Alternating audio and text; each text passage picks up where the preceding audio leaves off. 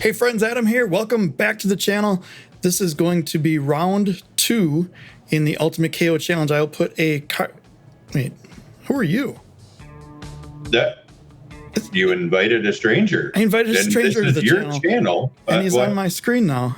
I want everyone to say end up here? Hi and give a warm welcome to Trevor. I will not use last names unless you want to use last names, even though my last name is on my shirt. But Trevor, say hi to everyone. Hey, everyone. I would assume that many people listening might already know my last name from some of my other nefarious pursuits, but we'll worry about that later. Yeah. Similar to Homer and Bart, maybe?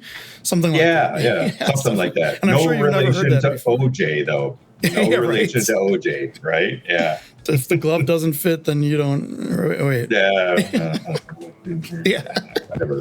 So anyway, Trevor is a former Wisconsin resident who's moved himself to Texas and used to be, has played on this stream before and has also done commentary on the Outer Points Productions stream. That link is in the description to the Outer Points Productions channel. This is, like I said, round 2 in this series. The link above is going to be for round 1, where it's Ultimate Pool style. So we're going to get into some of the rules differences in that. But if you've seen Ultimate Pool on YouTube, it's Ultimate Pool USA, taken a USA version of the British game. It's 8-ball. 8-ball's on the spot. There's a couple different rule changes in there, but for the most part, it's 8-ball. I think they say it's like 85% 8-ball, like regular U.S. rules that we're used to. Of course, we have 150 different variations of those rules here in the U.S. So, and as it's Ultimate Pool, I fully expect you to suplex your opponent over the table after the win, right? I hope not, because I have a bad neck as it is, and I can't afford to lose. I mean, that's a really good way for me to make sure I don't lose, but... But Ultimate Ward, right? I mean, am I dating myself? Oh, God. But yeah, so set 1, spoiler alert, was a tie, so that's why the score is 0-0, as you can see on my little scoreboard before. Some of the other things there, it's a 30-minute match clock and a 30-second shot clock. However, in this format, specifically on this stream for this tournament, for every 50 points Fargo difference, there is a 50 or a one-game spot and a 5-minute added to the match clock. So this match is 45 minutes. I start at -3. That's another Ultimate Pool thing. It's you start at negative, and it's a rundown format. So I basically have to get to at least 0 before time runs out, in order to at least tie the set. If I get more points, then I win. If I get less points, then I lose. Playing a guy by the name of Jameson Bartz. He was a 443 at this time. I was a 617 at this time, although in the tournament, if you find it on YouTube or on Digital Pool, I think I'm a 596 because that's where I started when we first started this tournament. I guess I've done well in some other stuff. So yay me. Unfortunately, I need to give him more points and more games, but anyway, let's get over to the table and get this started, and we can figure things out here. All right. Hit the play button. Can you still see everything, Trevor? Yes, sir. All right. And you're playing racking, so. So yeah, it's an alternate break, rack your own. As you can see, the 8-ball, hopefully this works. That didn't work. 8-ball is racked on the spot here. Yep. It's a different break. Ultimate Pool thing. So yeah. Who knows why they started it, just to be different, or that's how it started, or I don't know. Yep.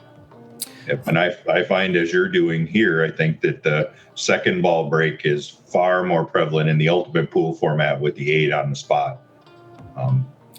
You don't have to hit it too hard. Yep, you seem to still get a good spread, and you make balls pretty consistently with the second ball break. You watch some of the professional events, and I wonder why so many of them do second ball break, and then you watch them and you're like, oh, well, that just works out a lot better. Right. Because your standard head ball on the spot, second ball break, can leave all the balls over to like one side. Yes. And you'll frequently end up with clusters that are a mess. So looks like you got a pretty open rack here. Yeah. A couple little clusters, but nothing major. The 212 up here and the 614 down here, but the 6 I must have a plan for the 6. Yeah, and I think the 4 leads pretty naturally to the 2 to the 7. So it would just be a question of getting from the 7 to the 3 and Yeah, I'm not sure what your plan is. Maybe the upper right corner for the 6. Leave the cue ball here for the 3, and I can either, depending on the angle I get, I can either come over here or one railing out, and I think the 6 goes past the 3. Yeah. Maybe? Yeah. Either of those should function pretty well. As I mentioned, there is a shot clock. However, due to technical difficulties, I don't think I wanted to do that. No, I bail. Yeah. Mayday, throw out the flags. Right, yeah, exactly. But yeah, due to technical difficulties, the shot clock was not working. So we had a person running the shot clock for us. That worked out okay, I think. That worked out okay, yep. So he was running a little shot clock app on his phone. When it got down to 10 seconds, he would yell 10. We had one extension per rack of 30 seconds. 45 seconds after the break, basically just to switch cues out from your break cue to your playing cue and get back to the table. Yep. And so you shoot fast enough that 30 seconds shouldn't be much of even a rush for you unless you're in some kind of really wild situation. But in general, from what I've seen, you're plenty fast. The 30-second shot clock probably doesn't affect you too much. I've changed. Oh, what the heck was that? That's the curse of Didio. Right. That is the what they know as the Vincent Didio Memorial Pocket. Indeed. Yes. Vincent's a tattoo artist out of Fond du Lac, I believe. Yes. And yep. He had a match where he just kept missing in that pocket, and he's like, "We just need to call that thing the Vincent Didio Memorial Pocket." That was like 2 years ago, and it's still the moniker has stuck. Yep. And now both Dale, who runs Outer Points Productions, Little Cheddar, and myself have Vincent Didio Inc. on ourselves, no less. So he kind of ended up Nowheresville anyways. His speed there was a little suspect, but he left you really Nowheresville. So you will notice this does not go. Now, in this format, another thing to note is that it is slop. However, this is exactly what's about to happen is exactly what I planned for this shot. I'm certain of it. I was just hoping I could get the cube out and get a leave on the 7. Yep. But yeah, it is slop. So if you get into a situation where you're in trouble, you also cannot intentionally foul. That is a loss of game. So if you get into a situation where you're in trouble, you just go at your ball and hit it 100 miles an hour and hope something goes in. Yep. And do they allow jump cues? I don't remember. They do not allow jump cues or jumping of any kind. So you can't even use your playing cue or your break cue to jump. Yep. That is one big major differentiator is no jumping whatsoever. But this is a good start. I should have broken ran that, but I'm coming back and I'm -2-0. Yeah, now he broke head on and he was breaking really well this game too. He was making the ball almost every break as well. Yep. A little bit of trouble with the 3 solids lined up in that bottom right corner down there. Yep. Yeah, and for that reason, I'd look at Stripes. I don't think he has a shot on Stripes for opener. Yeah, that would be the problem there. And he very quickly decides he's going to take the solids anyways. I think he tried to go into him right there. Yeah, into him, or maybe he was figuring there was enough of a gap between the 2-5 to fit in there. But you got to be bailing and playing safe here now, I think, because I don't see a way that you get out of this. Yeah, without a lot of help. I don't know what he's trying here.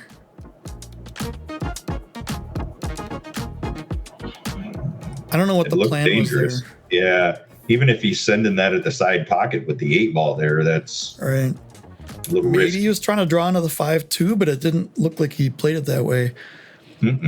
But he's deceiving. He's not a 443. My guess is that, and I think I said this in the first video that I did alone, was that he started playing before he really knew how to play, and he started playing in Fargo tournaments and just kind of went 2 and out every tournament. And then now he's getting better. He played it as a 600 at times, for sure. Yep. I mean, it was some shots he made that I was positive I was getting back to the table, and all of a sudden he's on the next ball. Yep, and I have some of that same problem with my own Fargo rate, as I played a bunch when I was still learning and picking it up and hadn't got serious yet. So I got a bunch of games in the system that are keeping it down a little bit, but it's coming back up now. So where it should be, at least, I think. There we go. I like the way these are laid out. It's almost like a Stop Shot fest here. I like your chances here. The only even remotely weird transition might be from the 9 because it's close to the rail, but with the was that 15, 10, 14 all out in the middle of the table, yeah, like you said, that's a Stop Shot fest. So or little baby, you know, as my coach would say, speed 2 rolls, where you just slowly roll a ball into the pocket and move the cue ball, you know, a ball rotation or something like that. Yeah, I tend to call anything with the slightly below center where you're hitting a stop shot, no matter what angle it is, I call it a stop shot, even though half of them I expect to roll over or stun over. Yep. And I think I'm going to do it again here. Maybe just draw back to where the cue ball is. Or not even that much, because I know I can just play 9's going here and just one rail out. Yep. That's a good angle to do that too. It's very comfortable. You don't got to overhit this or anything to try and get it to come out across the table. You can just roll this with a little bit of right spin. I'll come right back out into the rack area and you'll be nice and straight in on the 8. Okay, I thought I was bridged over the 3, but I guess not, so that's good. I think I'm grabbing my extension here. What I found on this table, this is one of the more bouncy tables I've ever played on as far as how bouncy the rails are. And I tend to go, I hate the way I played that because I would have rather hit it with top and just, whoops, there, thanks, Dale. I would have gone multiple rails back and forth because I can get on the 8 almost everywhere. Unless I end up like here, and even there I can take it over here. Yep. Yeah, this table absolutely is super bouncy. I'm not sure what he has done to these rails, but they're juiced up, that's for sure. Yeah. So I am catching up here. I'm at -1 to 0. Yep, working your way out of the hole. Lost the cue ball on the break there, but I mean, you kind of lose the cue ball anyway with the second ball break, but you really want it to come out and back into the pack, and there I just kind of drew it a little bit too much. Yep. But still solid, pocketing balls and no real troublesome clusters. It's just a matter of picking this apart. I'm with. Are you shooting the? Yeah, you're shooting the 3 ball here. 3 ball, I think. Solids. Yeah. And I would agree. Yeah. I think I had to cheat it a little bit because of the 12 and the 11 kind of were a little bit of blockers, or even if I had the whole pocket there in your line of sight, it's kind of hard to see past them. Yeah, that's a consistent issue with those balls in your line of sight. It just messes with you. You're subconsciously you're like, I can't hit that ball, and even though you tell yourself there's all kinds of room, you'll still flinch it a little bit and miss them more often than you would like to. Jameson certainly doesn't play slow by any stretch either. That's a really good bump. He needed to move that bump. 6. I was just about to say, so I don't remember this. I've edited this video, and I actually edited it twice because I lost it somehow. I don't remember this match. I know what happens, and I remember bits and pieces, but I don't remember details like that. Like at first, I was happy that he took solids because of the 6 ball.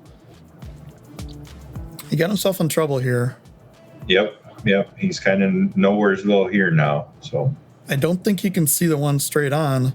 He can spin around here, but speed control here is tough. Yeah. Unless you do this. 443, ladies and gentlemen. yeah, that worked out really well. I would say that was not as easy to spin in as it looked, because that was up against the far jaw as well. It wasn't just out in the middle of the pocket. So on this table, that has a chance to jaw back out if you don't hit it well. And spinning at it like that, and then leaving himself this kind of a cut. This is not a friendly cut. I mean, he's only I'm not half a diamond up from it. I think I would have taken. So I mean, I like the shot where you're back cutting a ball and you draw it straight out one rail. So I would have taken the one first. And Vincent got him again. The Vincent pocket. Yeah. I mean, it looks like more than half the ball's hanging over the edge of the pocket. It does. Yeah.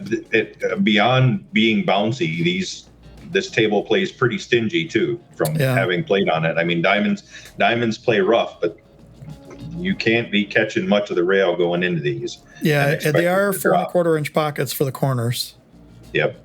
Yeah, and the facings are pretty parallel, so it plays pretty rough into the corners. Yeah. I think everyone who's playing on the stream table has gotten bitten by this. I don't know what I'm planning here. I don't have a shot. I think you got to duck. You got to find a way to duck here. Can I play it behind the 9? Can I get the cue ball here? That wouldn't be... Oh, I know what I'm doing. I'm playing the 9 and getting behind the 15. Yep. That was the other look at it. Actually, I like this better because he can't kick.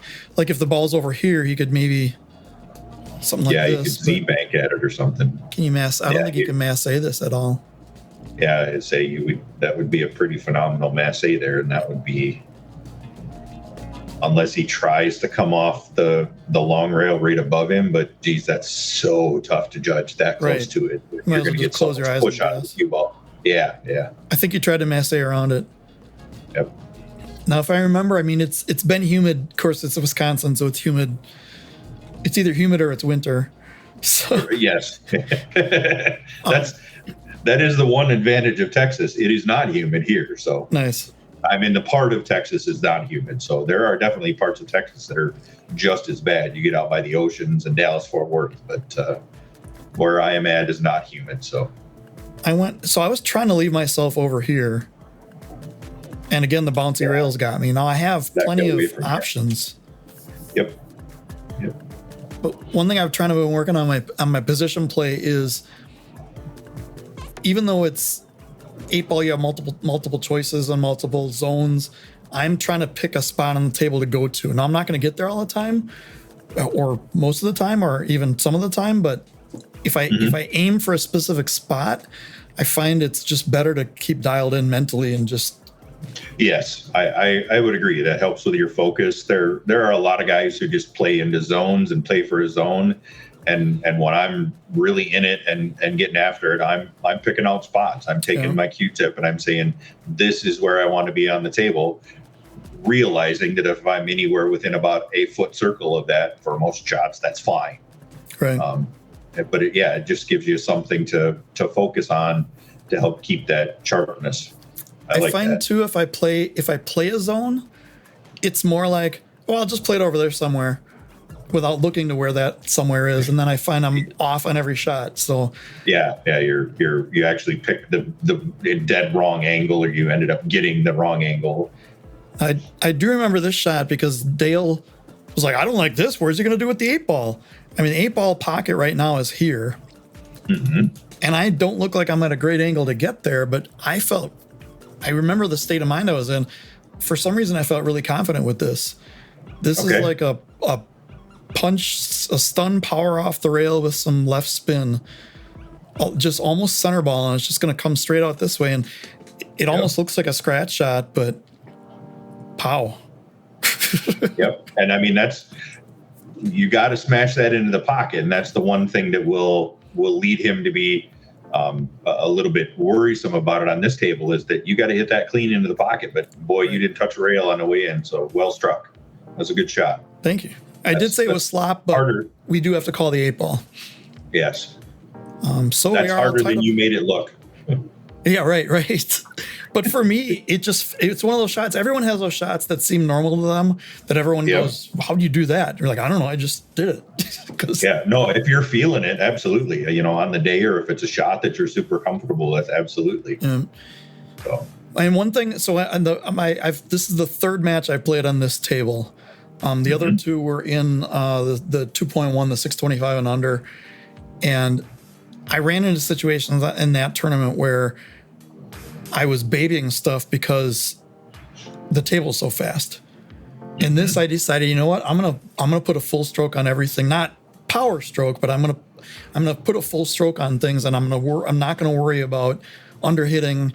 And that was one of those shots. I'm just like, I'm confident in this. I'm gonna do it. That was great. That was really good. Yeah, I was wondering if that was lined up or not, because if it wasn't, he has a really tough table, and it's still.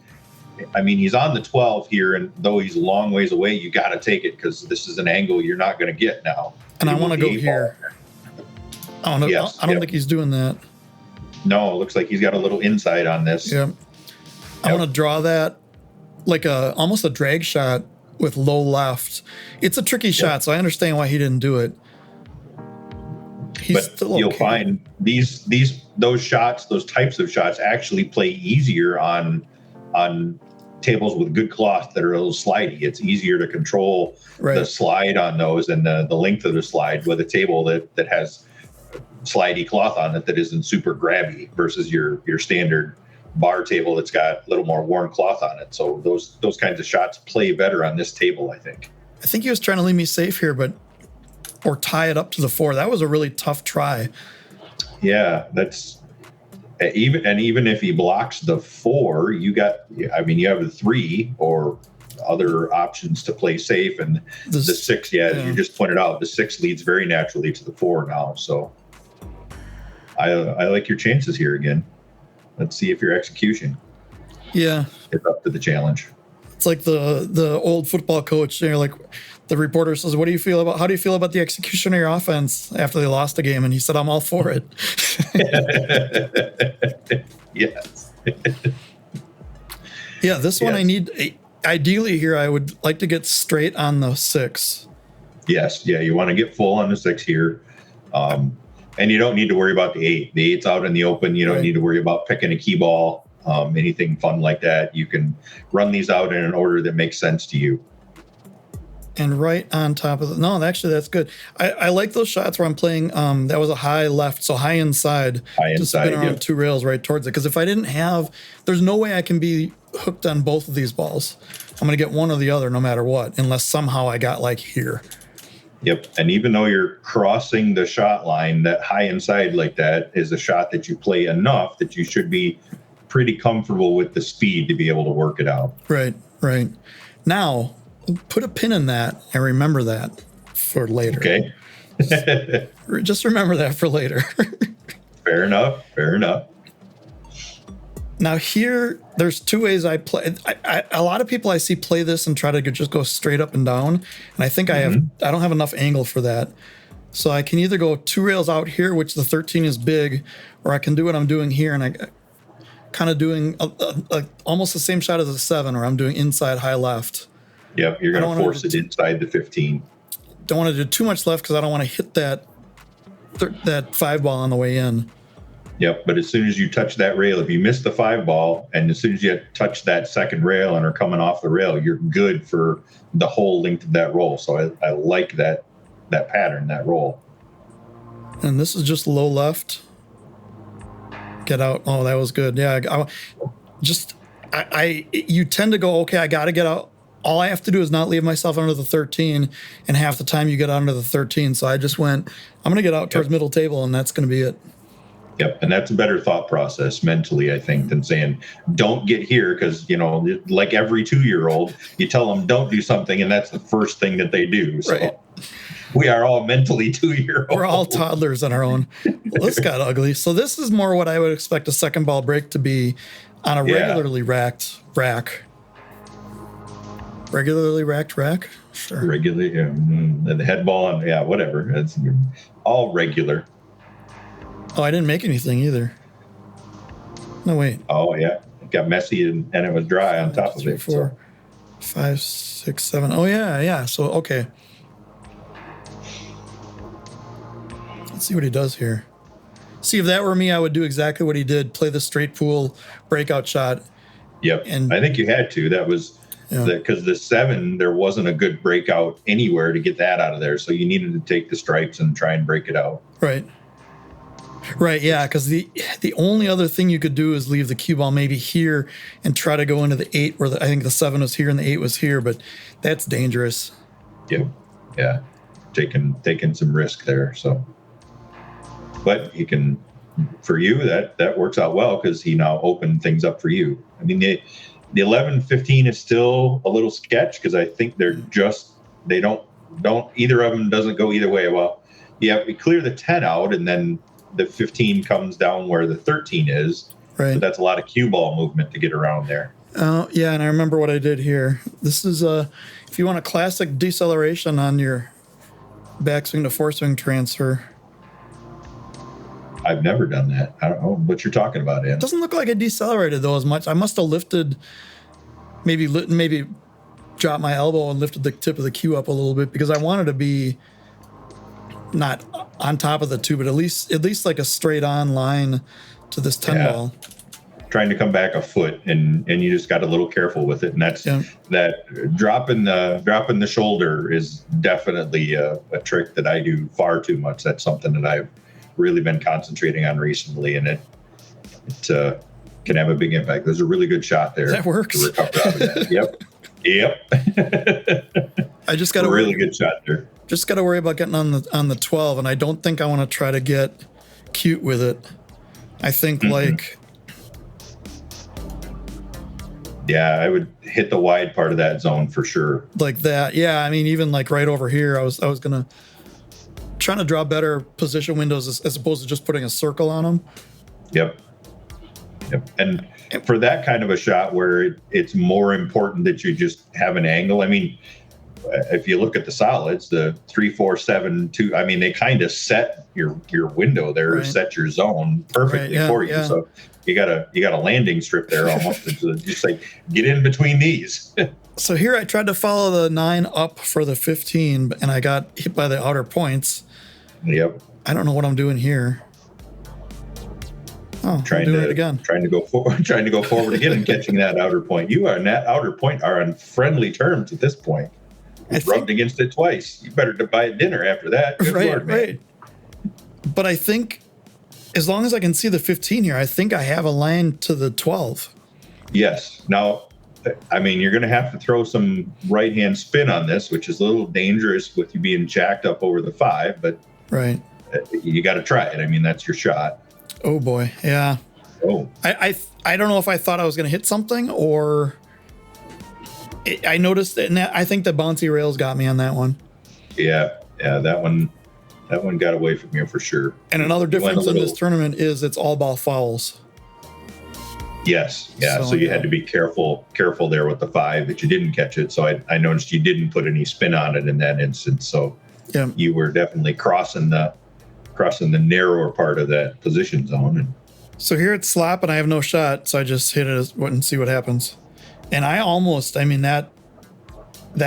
went. Yeah, that had chances, and that's all you can hope for. So, and you did kind of mess up the 5 ball for him a little bit there. It makes it, you either got to clear the 3 out to get it to go up to the corner, or, it might go to the other corner on the short side. So you didn't make it terrible, but you also didn't park it in front of a pocket for him either. So just a little more maneuvering he's going to have to do. I'm looking for a ray of sunshine, Adam. Sorry.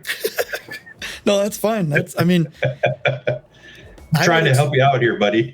I would expect anybody of a playing like he does to get out here, although he just hit the 6 and put it in a weird spot. Yeah, that was a little careless. He got a little careless with the position there, which sometimes I find myself doing when the balls are open, like, I can get out of this. Christ, the balls are open everywhere. And you just get a little careless with one. And now he's put the 6 in a bad spot and slow rolls a ball that leaves himself, 2/3 of the table to shoot at anything else. It was a great straight in shot because those are difficult off the rail like that. Mm-hmm. He may also be playing extra safe because look where he left the cue ball there. But he just drains this one like all 443s will do right off the rail. Yeah, just drill it. That's what I do. I mean, I don't know. And he and I talked after the match, and his dad was there, and I said, you'll be a 600. Don't worry about it. Just keep doing what you're doing. Yep.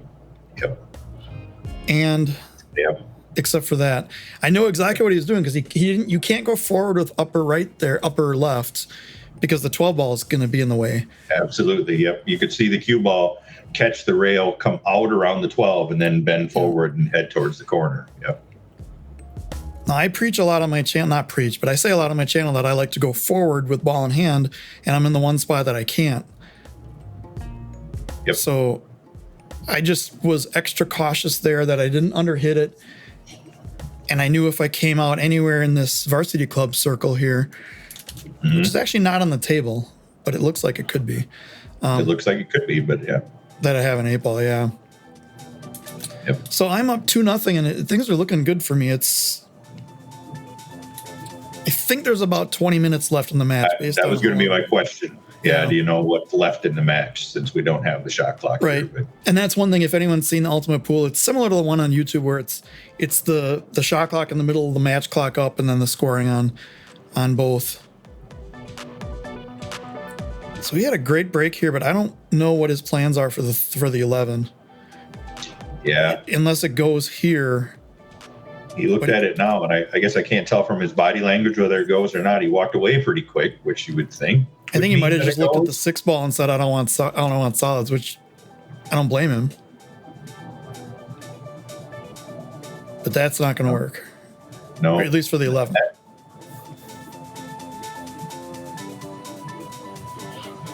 And I know Dale has switched to the measle ball for future matches. It's easier to tell like what spin is going on and stuff like that.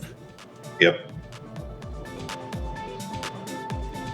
I was just going to say that's a case of where he may not have thought that he put a whole lot of spin on that, but because you're coming into that rail very flat, you get a lot more reaction and spin.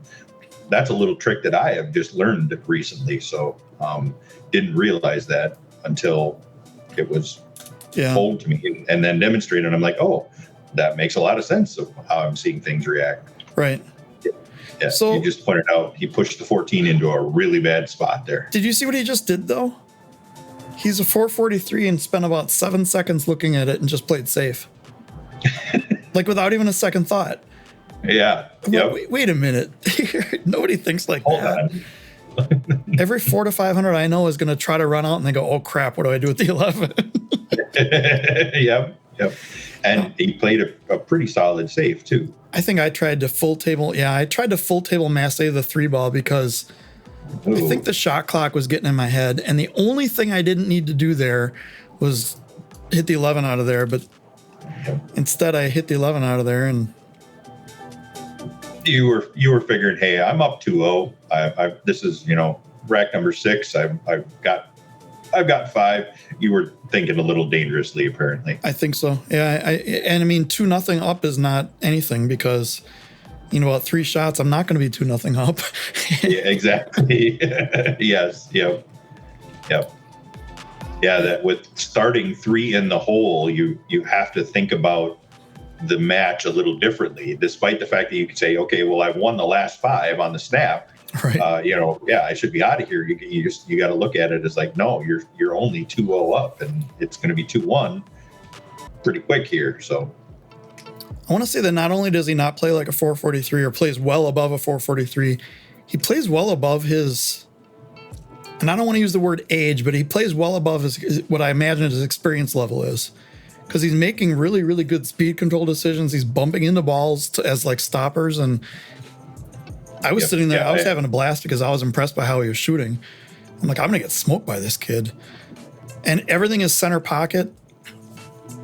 He's not rattling stuff in. He's not wobbling. Right. He looks like he's taking a good solid stroke at everything. Yeah. He's definitely on the track to being somebody that I don't want to play in another 2 or 3 years. Like Danny DiLiberto would say about like Josh Filler and Federer Gorsh. He's like, hey, pool players, just imagine having to play these guys for the next 30 years. Right. Yeah. Yep. So I was going to comment on how that break wasn't very good because it looks like I took something off of it, like almost stutter stroked, but I made like 3 balls. Everything's spread apart. Yeah. It and sometimes the bouncy rails on this table actually do better with what you feel is too soft of a break, because if you hit them harder, the balls tend to cluster back together. So that's a thing that I have found on diamond tables, that you almost have to take a little bit off of your breaks to keep the balls from coming back together. And with this table being even more bouncy, that seems to be effective. And I've seen Dale break 8 ball on this table to where he doesn't hit them very hard. Yeah. I mean, not Michael Bohannon soft break level where Federer's going to get after him, but Well, I screwed that up big time. I don't know what I was looking at because I put my cue like in this line. Yeah. I think maybe I was looking at if I cut the 9 in on the shot before, if I could bring my cue ball right into the 4 to play the 10. To play the 10. Yep. Okay. Does this go? What am I doing here? Oh, well. That did not look like it went to me. No. But it did. And you're staring down the barrel of the 8-ball at it, so good on you. Well, now what, though? Yeah, you put yourself in Nowheresville. And the 7, at least from here, the 7 looks like it will still go in that corner pocket maybe, so he wouldn't have to break it up. So I think I can do that off if I bank this, but I have to make it. Or I can do that. Or you can do that, yep. And now I've screwed up his 4, 1, 3, and 5, kind of. Yeah, you park that in the middle to. I think they all go though. I think the 3 here, there, and I think the 4 here. So it's just a matter of. Yep. I don't think the 7 goes though. You don't think this? Okay, I can't tell for sure. It's You let me right. Move around here and see. You would not believe the number of times I do that when I'm commentating my matches. He just screwed up his 3-ball, I think. That is not what he wanted to do. Certainly, he didn't want to bump that 14 in the middle there. And I've seen, it's maybe a youth thing, maybe a nerves thing. I think he's playing a little too fast at this point. Yep. But look at that. How long do you think about there you that? Go. That's another 7-second safe that's actually exactly the right decision. Yeah. And this is simple. A good one. Yeah, super simple and well executed. So the rules here is I cannot hit one of his balls first. I have to make a valid attempt to go after one of my balls. If I would say push the 6 up somewhere, I would just automatically lose because that's the rules, loss of rack. Yep. So I was trying to hit the 14. I was trying to go 2 rails into the 14 off the 7 and have the 14 go here. Mm-hmm. Mm-hmm. That everybody goes for that shot when it's there. Why wouldn't you? The 2 rail kick carom? Obviously. Yeah, obviously. That's the first thing I thought of. What took you so long? That was nice. Ooh. Well, no, that's good. He still has the 6. I was looking at. He didn't want the 3 there. He has the 2 here too. And you got the 2. Yeah, the 7 is not what I would take. No. No. I think he wants to avoid the 2 because he's thinking about playing, like, what pattern can I play safe? Yep. Which you got to be careful with that thought process. I understand it, but you also have to be careful with it because you got to be committed to getting out here. It's tough to play safe from you here now. Right. Oof. I think Dale changing the camera angle screwed him up there. Yeah. Yep. Oh, yeah, I remember this shot. Yeah, this is a funny angle on the 10 to try and keep from scratching because if you try and pull it back, you scratch off the 3 potentially. I'm trying to do essentially this. Okay. But I misjudged, and I did that instead. Yeah.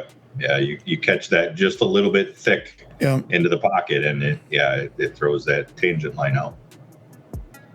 And it looked, the pockets aren't all that big, but it looks like I played a more center pocket than I needed to play way over here. Mm-hmm. But Dale and I talked about this a bunch. So for those who don't know, Dale is the owner of this, of this stream. Mm-hmm. The pressure on this table is weird.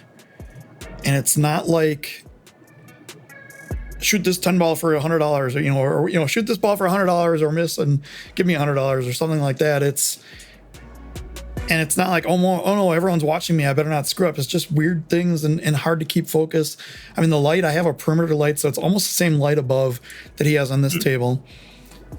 But it's things like in one of my I think in my first match, I had just about a straight in shot, and right in the middle of my backswing, my brain went, hey, you could play safe here. And then I just shot it right into the rail. Oh, speaking of shooting right into the rail. Oh, yeah. He left himself like he wanted to shoot that in the side pocket, but then he cut it up to the top corner, which, you're kind of nowheresville now at kicking at this 14. Speaking of 7-second safeties, watch this one. This is exactly how I planned this. And I can't believe I got the speed. Oh, that's dirty. That's dirty, Adam. You need to go take a shower after that. Now, I do not play one pocket. I've played 16 games in my life, and I'm 9-7. And I at one point I played 8-7, and I said I retired a winner. And then a friend of mine conned me into playing a game against him that I won. So I guess I'm still a winner there. So now I have a 2-game cushion. Yeah. But I have watched a lot of both bank pool and one pocket where they talk about leaving the ball safe on the middle of the diamond top rail, and that comes up a lot in 8-ball and rotation games. Yes. Yep. So I just kind of looked at that, and I've practiced that naturally, not necessarily when the ball is down here. He made a great kick. He did. Not necessarily when the ball is down here on the rail and I'm here getting it up here, but I knew how the table played. I was pretty used to the speed by now. I've already played a 45-minute set on it, and I had a good amount of time to warm up. We each had like an hour and a half that we were just kind of trading off racks and things like that. And that's a good spot either way. You end up, a foot and a half or 2 foot short of that, you're in a good spot, and a foot long, you're in a good spot there. I'm not sure why you drew that all the way around the back there, Adam. I think I was playing a half safe, half what if I miss this shot. Okay. And also, hey, look, my stroke works. That was definitely one of those, I just got 2 foot of draw out of that. Right. Didn't intend to at all. So here, this rack, Dale had one of his flyers up and was talking about something and came back in the middle of after his break, and he made at least a couple balls already. So we did miss half this rack. Yep. I would say go back to the original video, but oh boy. He might have just gotten himself in a boatload of trouble with that shot. Yeah, because he's got to end up somewhere for the 11, and I don't know how he gets there now. Right. I think he's realizing that he's. Yeah, even if you soft roll that into the side, then what do you do? He's nowhere on the 11. Unless you try and park it in front of the 6 or something. Chris Melling shot on the 11. Oh, there you go. Yeah, play that 4-railer's dead end. I'm surprised I didn't see that. That's my bad. Terrible commentary. So these are the guys who usually are doing commentary. Little Cheddar, the mediocre commentator, and Chris Green can't get out. And I don't know what the story behind the can't get out is, other than he sits on the inside of the booth, and it's a pretty narrow booth. And if Dale's sitting there, he can't get out, or. Yeah, or I don't know. Maybe it was a commentary on Chris's lack of ability to get out of a rack in league or something like that. That could be. I was throwing you a bone there because I thought about that halfway through when I was talking. I was like, oh, wait, it's probably pool related. So here, I just got to watch out for this side pocket and the corner pocket. And, oh, boy. Yeah. And I mean, you stranded a stranger up there with the 1 ball, though. Yeah. Which, I mean, you got opportunities to get to it, but it's certainly not what I certainly wouldn't save it to, work my way to the 8 ball after shooting the 1. You can. It looks like I might have to at this point. Yeah, you kind of have forced yourself to do so. So I wanted to get out for the 4. Yep, good speed there, because that's really easy to go too far. Right. And then if I go too far, I don't know. It's hard to tell what this. I can't remember where the 1 is now. I just saw it 10 seconds ago in my short-term memory. Top, same side of the long rail as the 3 and 4, but top of the table. And not on the long rail. It's closer to the short rail. So can I hold this for the 2 with an angle? Or do that? Yeah, you apparently decided not. Now you definitely don't have an angle to hold for the 2 off of the 3. Wow, this is getting tougher here. Yeah, you're making yourself work for it, that's for sure. I think I might be drawing back for the 1. Hey, look at that line. Yeah, there you go. Is this where it happens? So at some point in here, time is running low. And you know what this, you remember the shot that I said that you got to watch out for the inside English and the stroke and decelerating and all that? So what I do here is I call my extension. And Jameson was doing this a lot in the first set, is he was calling his extension on the 8-ball to waste clock. And I don't know if, I mean, neither of us have played this strategy before, so we don't really know, but I knew the clock was running down here under 15 minutes for sure. Right. You're up 3-1. So. We only have 4 minutes of the video left, so it's a lot less than that. So we have, say, less than 5 minutes left here. So I want to take as much time as I can off this because I'm going to play this shot and 2 rails back here. Look how far my bridge is away. Yeah. And I missed bridge. Yeah, and you would have needed to spin a lot of that to get it to come inside enough. You were, which I felt maybe a little flat. If you felt like you could do it, boy, he didn't move that at all. Well, no, you miscued, but it wasn't a foul, I guess. Right, exactly. Yeah. Yep. And he underhit this a lot. He sure did. He has to try to avoid the 2 and come around here. Yep. I think if he hits the 2, he's in trouble. But he has to make the 11 as well. Yeah, make it, yeah. But he hit the 2 and put you in trouble.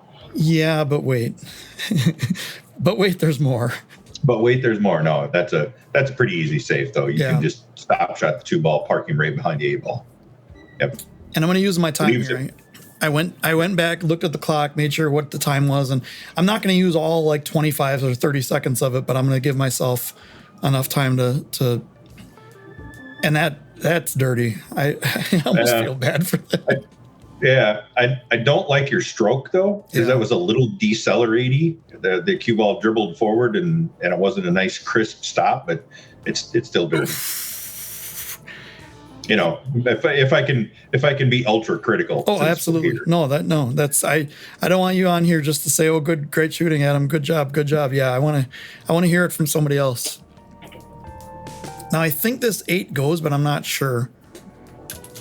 It should. Looking at it, I would, you know, we could be camera hooked, but I would say it probably does. But at this point, do I need not whole pocket? But yeah, do you need it? That's the other question. So really I'm not even going to play this ball. I'm going to put it in front of the pocket so it's easier for next time, and just leave him straight in line. Yep. Or not a straight line. Yep. I'm no good at straight lines. If you've ever watched my videos, so you can probably tell that. I want you easier said than done, though, to draw straight. Yeah, I want to remind you, he's a 443. He's 19 years old. Oh my. That's dirty. Oh, yeah. That is, yeah. That's I've heard a saying. I think I put this graphic up too soon. Yep. Heard a saying from my coach, which sets me so you don't go on absolute mental tilt after something like that happens. So I screwed up this video in editing. I put this graphic up way too early. There's less than a minute left in this video. Okay. So potentially he could run out, but we can't see across the graphic. Oh, Cheddar's out there. So, yeah. What's going on here is if you scratch, this is actually going to come into play in the next set. If you scratch on the break, you have to take the ball in the kitchen, but you can shoot any ball on the table. But if you launch the ball off the table on the break, you can shoot it anywhere. It's ball in hand anywhere. Yep. So I do apologize for this big, giant, stupid graphic in the middle of the table. For those of you who don't realize that I win the third set, and this is what ends it. I don't know if you saw that. He understroked that. Yep. Did not get a rail, and Dale just cleared out the video here. So I'm going to pause this before it does something stupid. Go back here. So that is set number 2. I win 3-2. I want to thank everyone for sticking around. Trevor, thank you very much for doing commentary. Hey, do you want to do set 3? You know, I have nothing better to do. Why don't we? Awesome. Sounds like fun. Yeah. All right. I'll close this off by saying do the YouTube stuff. Do like and share and subscribe. I will upload set 3 as a separate video. as opposed to this one. And this will be on its own. And until next video, we'll see you soon. Oh, wait, before I go, my next match is Wednesday, August 27th at 7 p.m. Central Time. Go to Outer Points Productions, subscribe to the channel, turn on notifications. It'll go live about 10 minutes before the match starts. And I am playing a gentleman by the name of Jim Sorensen. And he's a 505, 509, something like that. I'm giving him 2 games, so I'm starting 2 under, and it's a 40-minute match. So only have to give him 2, but it's going to be 40 minutes. So, all right, until next time. Match. Thanks, everyone. We'll see you soon.